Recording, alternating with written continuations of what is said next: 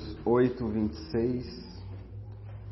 Um anjo do Senhor falou a Filipe, dizendo: Dispõe-te e vai para o lado do sul, no caminho que desce de Jerusalém a Gaza.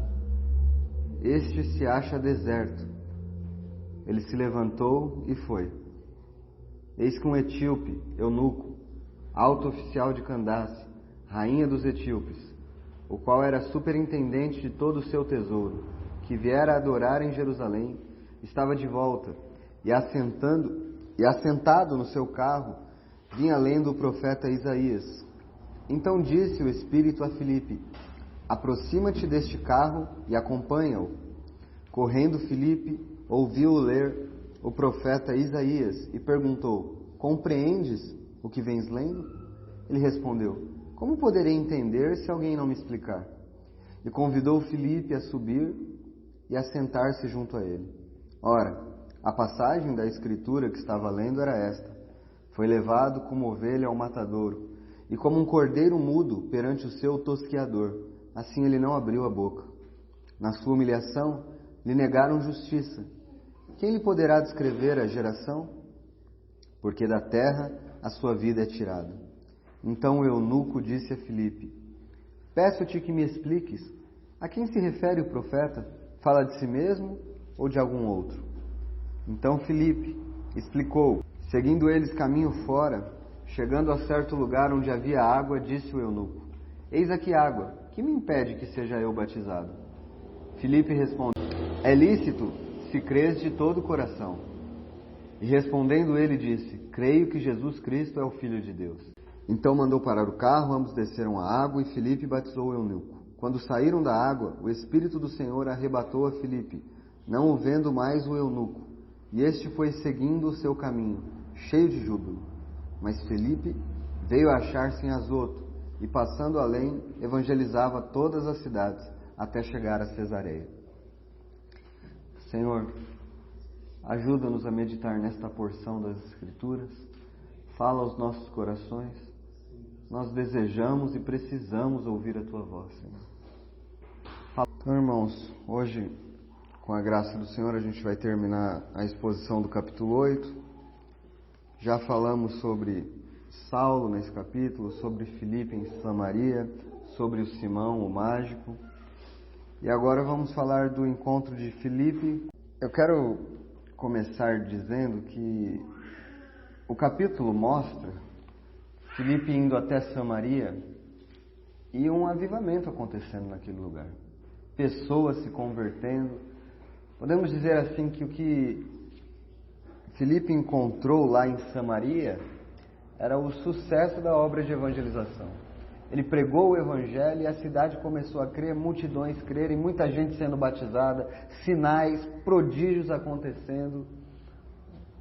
Aí um anjo aparece a ele, Versículo 26, um anjo do Senhor falou a Filipe dizendo: Dispõe-te e vai para o lado sul, no caminho que desce de Jerusalém a Gaza.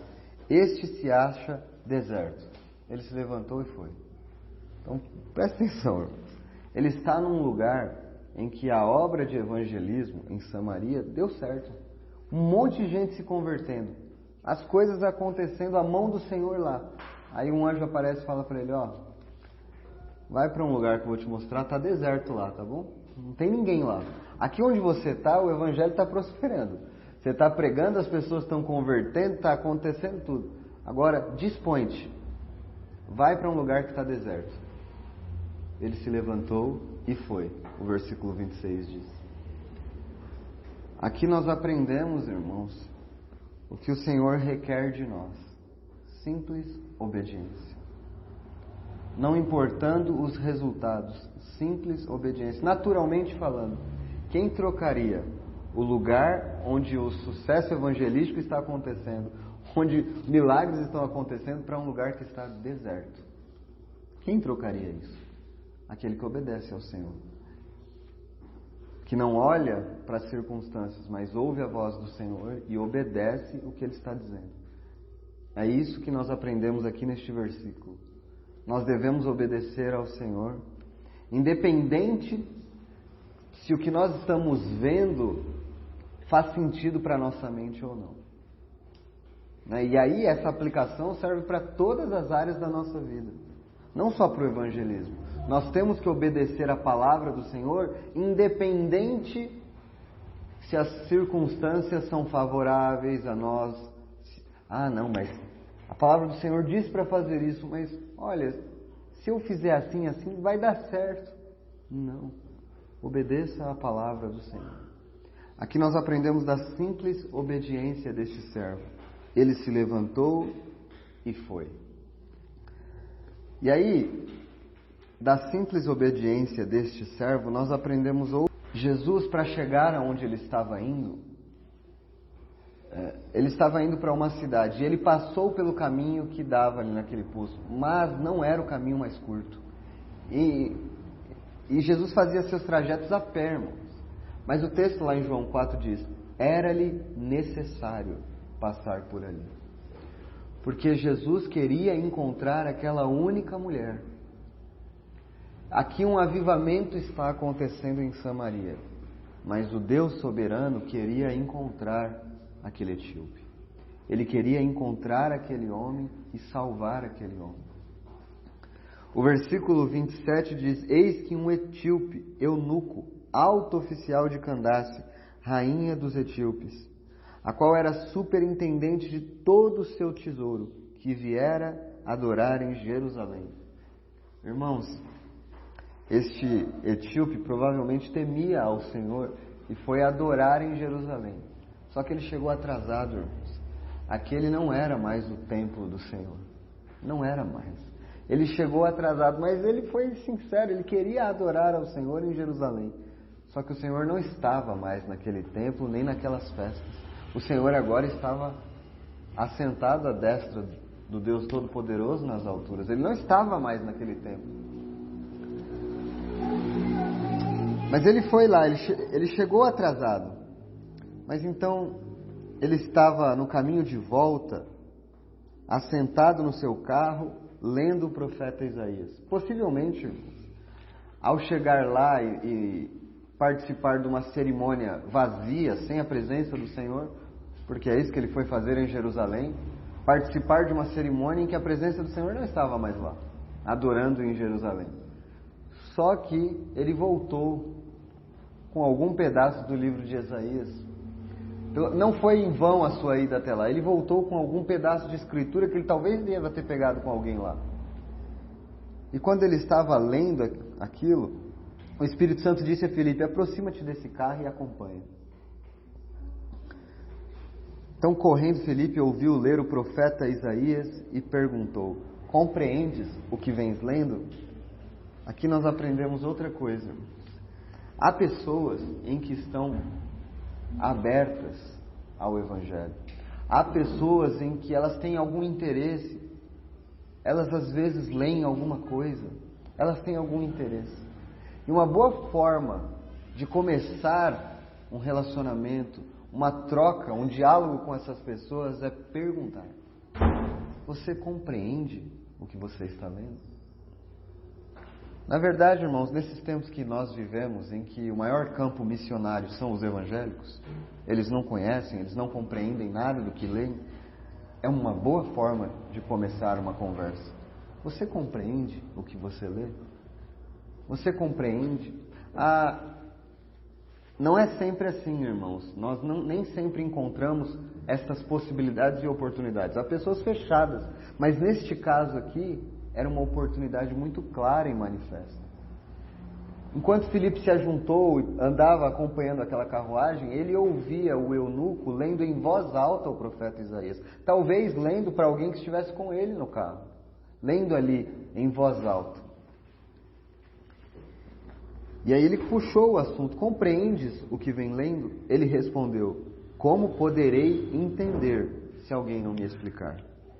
E convidou Filipe, que manifestam algum interesse no Evangelho, fazer perguntas. E normalmente, irmãos, a experiência mostra que se essas pessoas têm realmente interesse, elas vão nos chamar para que expliquemos as coisas para elas. E aí a oportunidade se abre. Mas nós devemos estar atentos. Irmãos, vamos ali em Romanos 10, logo depois de Atos. versículo 12. Interessante aqui, irmãos, algumas coisas interessantes em Atos. Este é o primeiro encontro de um gentio, tá? É a primeira vez que um estrangeiro vai ouvir acerca do Evangelho. É a primeira vez. E Atos é um livro de transição.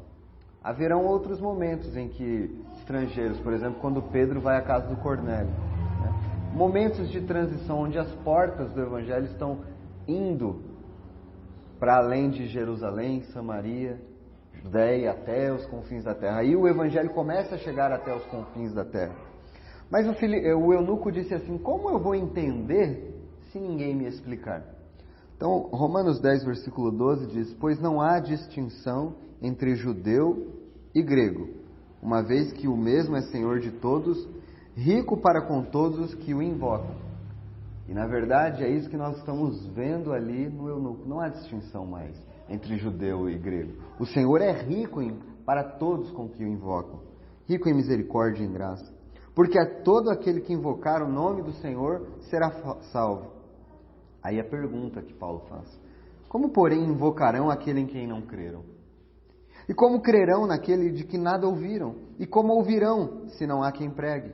E como pregarão, se não forem enviados? Como está escrito: quão formosos são os pés dos que anunciam coisas boas. Mas nem todos obedeceram ao Evangelho, pois Isaías diz: Senhor, quem acreditou na nossa pregação? E assim, a fé vem pela pregação, e a pregação pela palavra de Cristo. Irmãos, qual é a única maneira de uma pessoa chegar à fé? A única maneira conhecida pelas Escrituras é pela palavra. Não tem outro jeito da pessoa chegar à fé. A fé vem pelo ouvir. E ouvir o quê? A palavra de Deus. O que acontece com uma pessoa que diz que se converteu sem ouvir a palavra? Ela não se converteu. Não é verdade o que aconteceu. Hoje em dia as pessoas se convertem de muitas maneiras. Se convertem, entre aspas, de muitas maneiras. Mas não há substância na fé. E aí nós aprendemos coisas terríveis que têm acontecido hoje em dia. Minha esposa contava ontem um caso de uma amiga que virou assistente social e que ela diz: mas eu preciso dar alimento para aquelas pessoas. O que adianta eu pregar o Evangelho para elas? Eu preciso dar alimento para aquelas pessoas. E aí nós enviaremos uma pessoa de barriga cheia para o inferno. É isso que nós vamos fazer. Nós devemos pregar o Evangelho. Pode dar comida também, não tem problema nenhum, pode fazer isso. Mas você não pode deixar de pregar o Evangelho, porque as pessoas pensam que boas obras são um substituto para o Evangelho, mas não são. O Evangelho é o poder de Deus para a salvação. É pregando a palavra que as pessoas são salvas. Uma pessoa disse assim: pregue o Evangelho, se necessário use palavras. É até bonito, mas não dá para fazer isso. Não dá para pregar o Evangelho sem usar palavras. Não dá para fazer isso. Você precisa pregar o Evangelho. Como crerão se não há quem pregue? Voltamos lá para Atos, irmãos. Atos 8. Então, versículo 32. A passagem que o eunuco estava lendo era Isaías, né? Que falava que ele foi levado como ovelha ao matador e como um cordeiro mudo perante o seu tosqueador. Assim ele não abriu a boca. Na sua humilhação, lhe negaram justiça. Quem lhe poderá descrever a geração? Porque da terra sua vida é tirada. Então o eunuco disse a Filipe: peço-te que me expliques. A quem se refere o profeta? Fala de si mesmo ou de algum outro? Aqui eu quero tirar outra aplicação. Filipe, o evangelista, era um homem que conhecia as Escrituras. Nós queremos evangelizar as pessoas e responder às perguntas das pessoas. Nós precisamos ser homens e mulheres dedicados a conhecer as Escrituras. Porque quando as pessoas perguntarem a razão da nossa fé e a razão da nossa esperança, nós temos que saber responder. Nós temos que saber responder. Então Filipe explicou e, começando por esta passagem da Escritura, anunciou-lhe a Jesus. Outra coisa que nós aprendemos aqui. O que é pregação bíblica? Pregação do Evangelho. Como isso funciona? Você pega uma passagem da Escritura e anuncia Jesus. É assim que é. Não é a partir da sua própria vida, a partir do seu testemunho pessoal, embora você possa, depois de pregar a Escritura, falar da sua experiência. Você pode fazer isso. Mas o que é que salva uma pessoa? O que é o poder de Deus para a salvação? Não é o nosso testemunho, é a palavra de Deus. O testemunho pode servir para tornar mais clara a explicação da Escritura. Mas o que salva, o poder de Deus está na palavra. É por ele que vem a fé. A fé não vem pelo testemunho pessoal. A fé vem pela Escritura. Felipe pegou aquela passagem e começou a explicar a partir dali Jesus. Ele começou a pregar a partir dali o Evangelho. É só assim que as pessoas podem ser salvas. Toda a palavra aponta para o Senhor Jesus. Toda a palavra. E nós devemos... Tem pessoas que conhecem algumas porçõezinhas da Escritura, né? Incrédulos mesmo, eles citam a Escritura. Nós temos que aproveitar essas oportunidades. Quando eles citam as Escrituras, que eles nem sabem o que significam, perguntar: você compreende o que você está dizendo? Você compreende o que isso significa? E a partir daquelas oportunidades, anunciar Jesus. Irmão, o Senhor precisa dar muita graça para a gente fazer essas coisas. Muita graça o Senhor precisa nos dar. Muita atenção às oportunidades que aparecem. Sensibilidade. Estar atento e pregar o Evangelho. Nós vemos que em seguida, seguindo eles caminha fora, chegando a certo lugar onde havia água, disse o eunuco: eis aqui água, que impede que eu seja batizado? O texto não conta, irmãos, mas provavelmente, após anunciar Jesus, Filipe falou sobre a necessidade do batismo, senão o eunuco não ia chegar nessa conclusão. Não tinha como o eunuco chegar nessa conclusão: ali tem água, o que me impede? Se Filipe não tivesse pregado isso para ele. Então nós aprendemos que falar de batismo não é uma coisa que é um curso de batismo de vários meses, nada disso. Você prega o Evangelho e fala: agora se você creu, você precisa ser batizado. Não tem curso preparatório, não tem nada. E por quê? Porque o batismo não salva as pessoas. Ele não salva, mas é um ato inicial de entrada na fé. Você diz: não, eu creio, eu quero. Neste capítulo mesmo, houve um homem que foi batizado, mas que não era real, que é Simão, o mágico que nós estudamos. Ele foi batizado, mas a fé dele não era verdadeira. Houve erro em ser, talvez tenha havido algum erro, mas a pessoa tem que ser batizada se ela diz crer. Ela tem que ser. Agora, a fé verdadeira vai se provar com o tempo, não porque ela foi batizada. Então, esse é o erro aí. Tem até doutrina que diz, principalmente os católicos dizem isso, mas os evangélicos hoje já confundiram tudo e também acreditam nessas coisas, que o batismo salva. Aí você diz: não, mas os evangélicos não creem que o batismo salva. Mas aí você vai conversar com alguns irmãos ou algumas pessoas que frequentam a igreja há anos. Aí você pergunta: por que você não batiza? Ah, não, porque... Vamos abrir em Romanos 6, versículo 5. Olha, irmãos, e isso que eu estou falando, conversa um pouquinho com as pessoas que você vai ver que é isso mesmo. É toda hora isso. Ah, não, eu vou me acertar e eu batizo. As pessoas têm umas noções completamente erradas, porque elas não ouviram o verdadeiro evangelho. Vira essa... Romanos 6, versículo 4, perdão. Fomos, pois, sepultados com ele na morte pelo batismo, para que, como Cristo foi ressuscitado dentre os mortos pela glória do Pai, assim também andemos nós em novidade de vida. Porque se fomos unidos com ele na semelhança da sua morte, certamente o seremos também na semelhança da sua ressurreição. Então, o que é o batismo? Que provavelmente Filipe explicou, que o texto não diz. Mas essa é a conclusão óbvia que chegamos, já que eunuco perguntou sobre o batismo. Filipe explicou para aquele homem que quem crer e for batizado será salvo, e Filipe explicou para ele que o batismo significava identificar-se com Cristo. Quando você batiza, você está identificando-se com Cristo, na sua morte e na sua ressurreição. Que você morre para o mundo, nasce para Deus e vive em novidade de vida. Isso significa o batismo. Então, quando Este Romanos 6, 4 e 5 é a explicação do que é o batismo.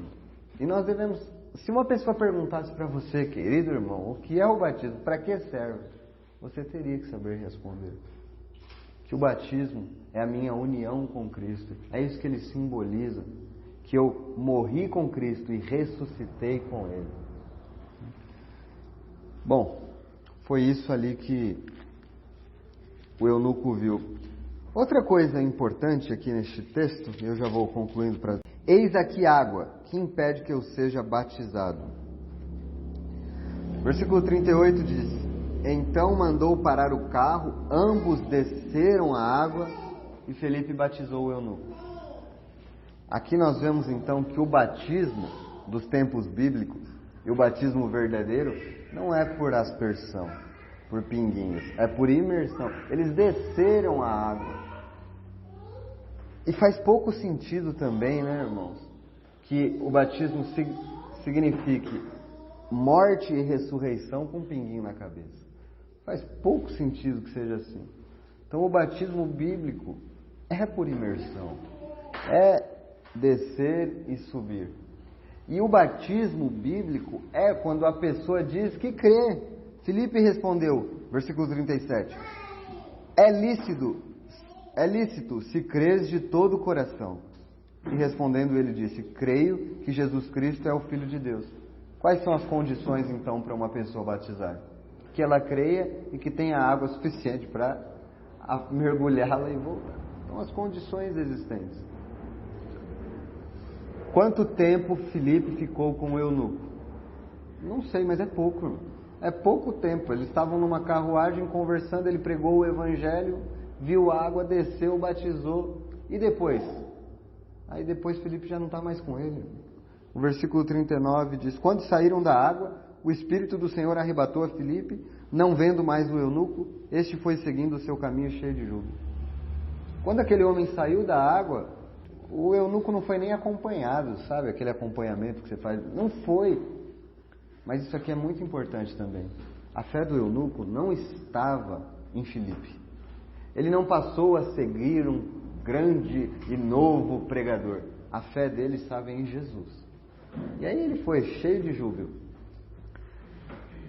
A tradição diz que este eunuco aqui, depois que voltou para lá, foi o primeiro evangelista daquele lugar e muitas pessoas se converteram a partir do ministério desse homem.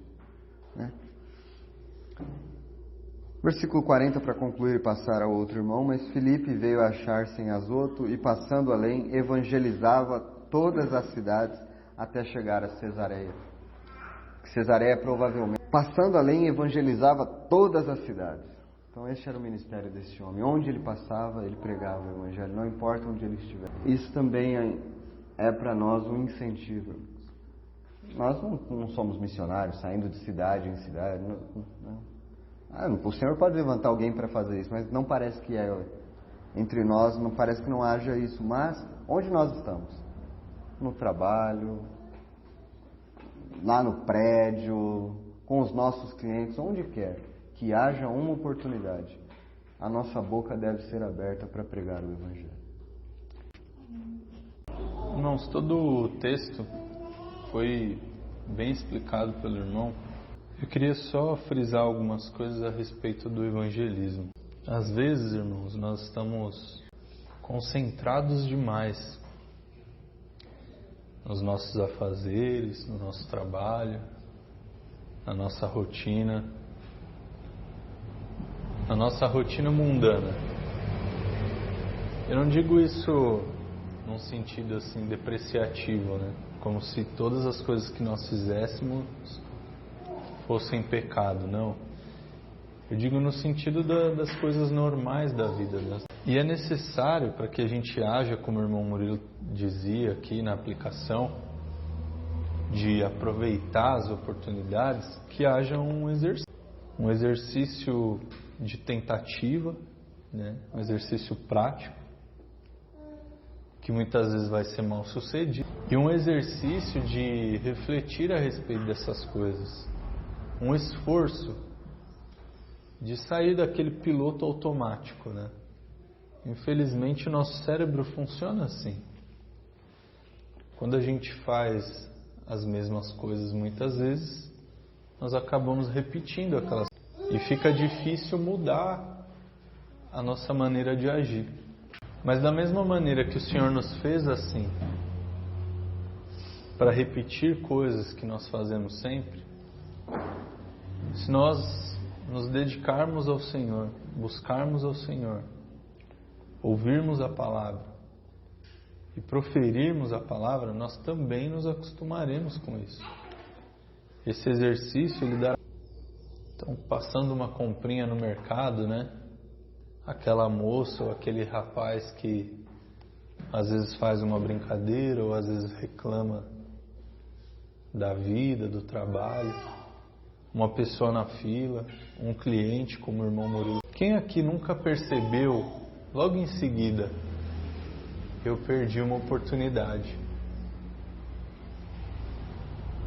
E tá tudo bem, irmãos. Desde que a gente não ache isso normal, desde que o nosso coração não se entristeça por perder uma oportunidade, tá tudo bem. Que na próxima nós estejamos. Quando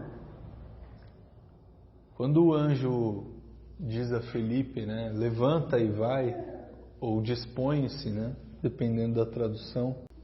Quando ele diz levanta e vai, a gente vê aqui a reação de um bom soldado, um homem que não questiona. Como o irmão Murilo disse, ele obedece. Ele não parou para calcular, né? Ah, mas aqui está funcionando bem. Ah, não deve ser de Deus, não. Aqui é que está dando certo e lá não vai ter ninguém. Eu prego aqui onde tem gente. Não, ele não parou para... Nós, irmãos, precisamos aprender a educar a nossa mente, o nosso corpo, nosso espírito na obediência do Senhor.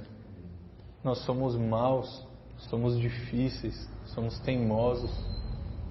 Se nós não nos treinarmos como bons soldados, nós nunca o seremos. Nunca seremos bons soldados.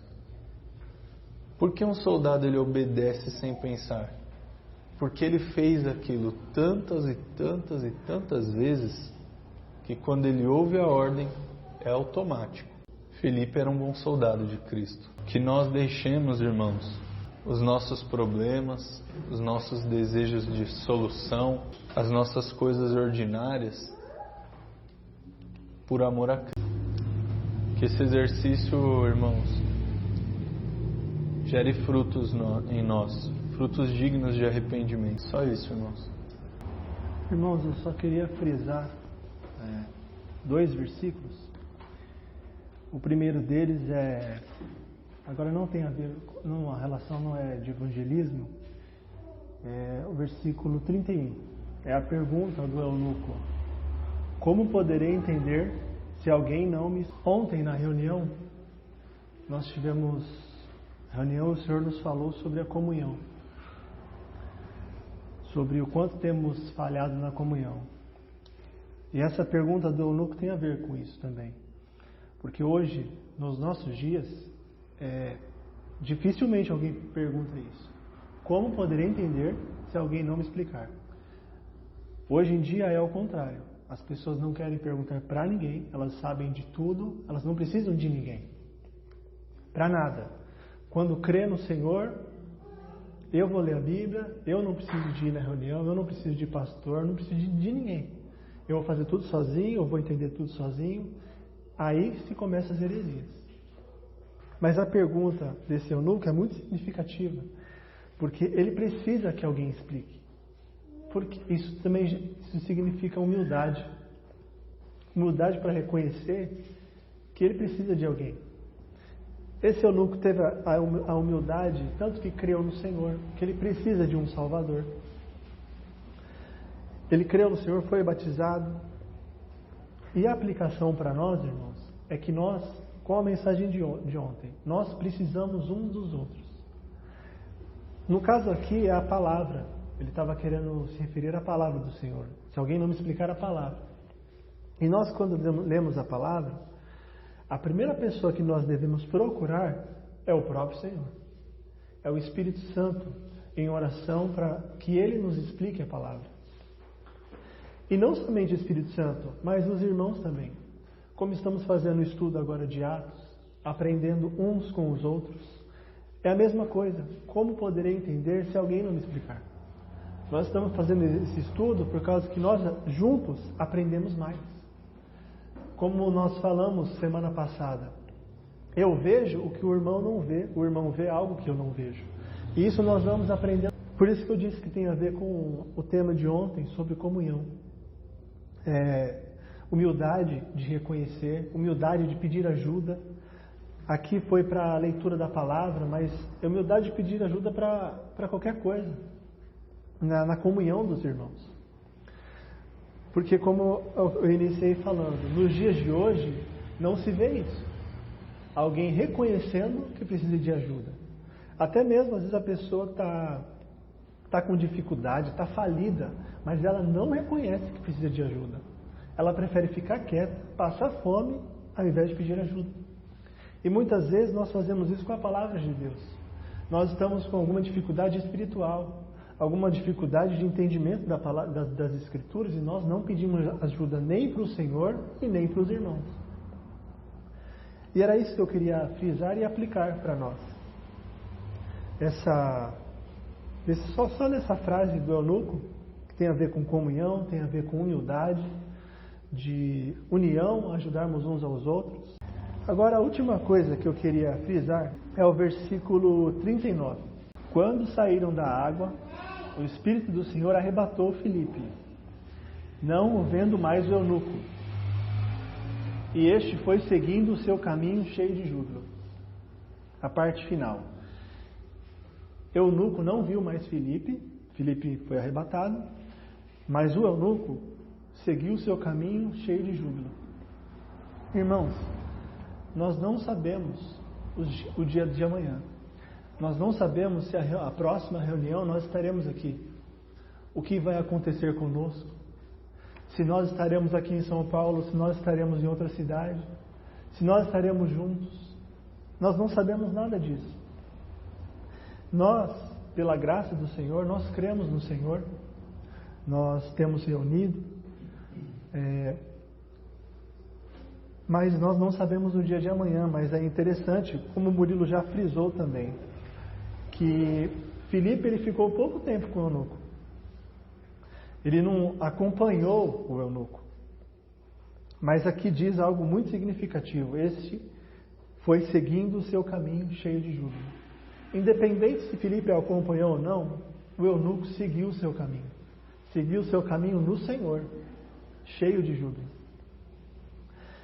E desde a época em que nós cremos, irmãos, desde a época que alguém pregou para nós, que nós cremos no Senhor e fomos batizados, nós seguimos o caminho do Senhor? Isso também é uma exortação, porque a palavra também diz que o justo segue o seu caminho. Não é dito que ele vai ser firme nos passos, que ele vai ser rápido, mas ele segue o seu caminho.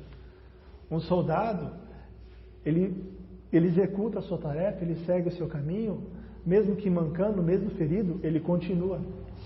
Esse eunuco, ele continuou o seu caminho, mesmo que sozinho. E se nós, irmãos, estivéssemos sozinhos? Nós seguiríamos o caminho? Só que muitas vezes nós, irmãos, nos sentimos sozinhos. Às vezes nós estamos em casa e nos sentimos sozinhos, porque esse eunuco ficou sozinho. Aparentemente, para onde ele foi, ninguém cria no Senhor. Aqui no começo diz, o Murilo já frisou isso, que Filipe foi para um lugar que era deserto. Deserto, e praticamente o eunuco também foi, mas deserto de crença no Senhor. Ninguém temia o Senhor como ele. Ele tinha que fazer um evangelismo ali. E nós, irmãos, muitas vezes nos sentimos sozinhos, mas nós não seguimos o caminho. Nós paramos, nós desanimamos. E é muito interessante. Seguindo o seu caminho cheio de júbilo. Mesmo que sozinho, ele estava cheio de júbilo. A graça do Senhor alcançou tanto este eunuco, que nada poderia tirar a alegria dele do coração. A alegria da salvação. E essa é uma motivação para nós caminharmos no Senhor, me referindo à comunhão, me referindo à humildade. Aqui também, porque às vezes, mesmo que sozinhos, nós devemos reconhecer que precisamos de ajuda. E nós devemos seguir o caminho, continuar o caminho.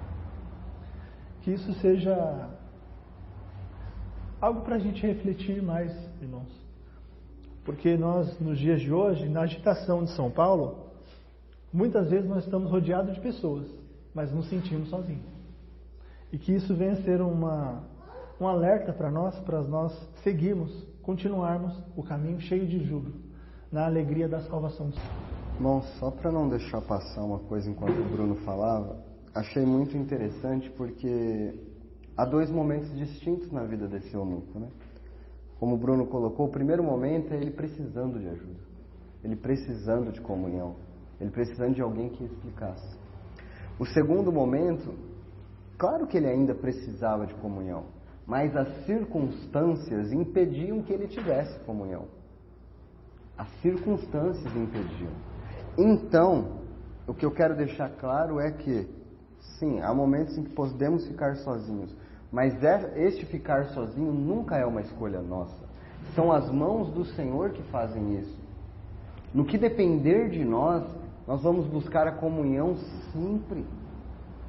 E nos esforçar para estar junto com os irmãos sempre. Porque isso demonstra humildade. Como o eunuco diz, como eu vou entender se não há quem possa me explicar? E na verdade, irmãos, como nós caminharemos sem a comunhão dos santos? Nós não podemos caminhar assim, irmãos. Ele seguiu o seu caminho cheio de júbilo, com a graça do Senhor, porque era a circunstância e o que o Senhor queria que ele fizesse. Porque depois ele foi lá, evangelizou e tudo. Mas essa era a circunstância que o Senhor fez com a vida dele. Nós não estamos nessa circunstância. A nossa circunstância é buscar comunhão. É buscar comunhão, é buscar congregar, é estar junto com os irmãos, é fazer o maior esforço possível para estar junto com os irmãos. Porque assim, estando em comunhão, nós entendemos as Escrituras. Nós crescemos na graça, nós somos fortalecidos. Que o Senhor nos ajude a entender essas coisas e ter a humildade que o eunuco teve. Quando eu escolho estar sozinho por escolha minha, eu mostro o oposto: orgulho, soberba, de dizer eu não preciso, mas nós precisamos uns dos outros. Todo esforço é pouco comparado ao benefício de estar em comunhão com os santos.